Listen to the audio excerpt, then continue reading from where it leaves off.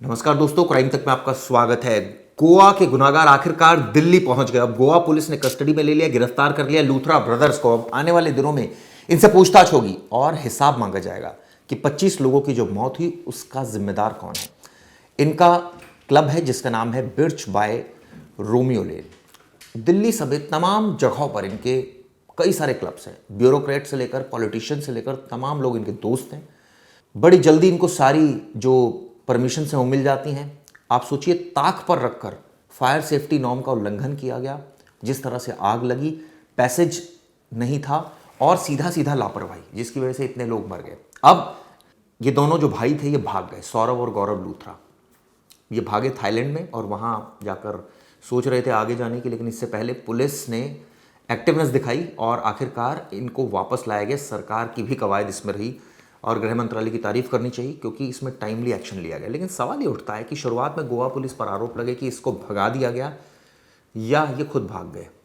इसका जवाब गोवा पुलिस ने दिया। उन्होंने कहा कि हमने कोई ऐसी हरकत नहीं की जिसकी वजह से हमने इनको ऐसा भगाने की कोई साजिश नहीं रची, बल्कि जब तक एक्टिव होते तब तक ये सुबह की फ्लाइट लेके जा चुके थे।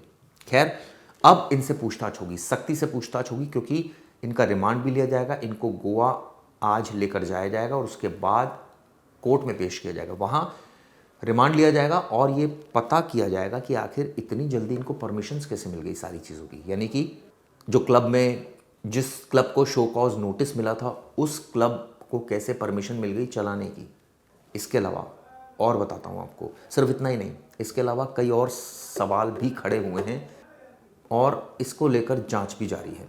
दरअसल गोवा पुलिस ने जब इस मामले की जांच की तो एक के बाद एक कई आरोपियों को गिरफ्तार किया। पहले इस मामले में जो मैनेजर थे, जो वहाँ लोग काम कर रहे थे, उनको गिरफ्तार किया गया।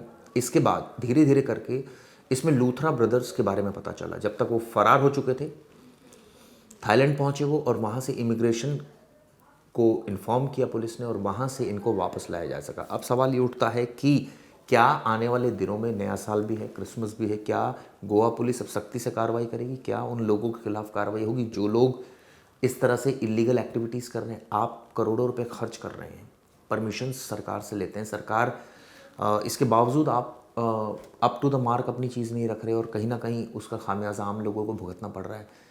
जब इतना पैसा आप क्लब्स पर खर्च कर रहे हैं, वहाँ लिकर पर खर्च कर रहे हैं, तो आपको इतना पैसा परमिशंस पर भी खर्च करना चाहिए ताकि कोई सेफ्टी का कोई वायलेशन ना हो। और आपको पता है गोवा टूरिज़्म के लिए मशहूर है, वहाँ पर देशी विदेशी कई सैलानी आते हैं। और सबसे बड़ी बात यह है कि अब नया साल है, क्रिसमस है, तो बहुत अलग अलग देशों से बहुत लोग आते हैं।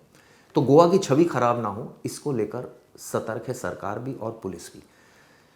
हालांकि ये काम पुलिस और सरकार दोनों का था कि वो टाइम टू टाइम ऑडिट करती रहे और छापेमारी करते रहे। जो क्लब्स वायलेशन कर रहे हैं उनके खिलाफ एक्शन हो, कोई भी हो, वो किसी मंत्री का हो, किसी पुलिस वाले का जानकार हो, कोई भी हो, उसके खिलाफ सख्त एक्शन होना चाहिए। और आपको बता दूं, जो इस वक्त गोवा के डीजीपी हैं वो दिल्ली पुलिस में जॉइंट कमिश्नर रह चुके हैं, आलोक कुमार।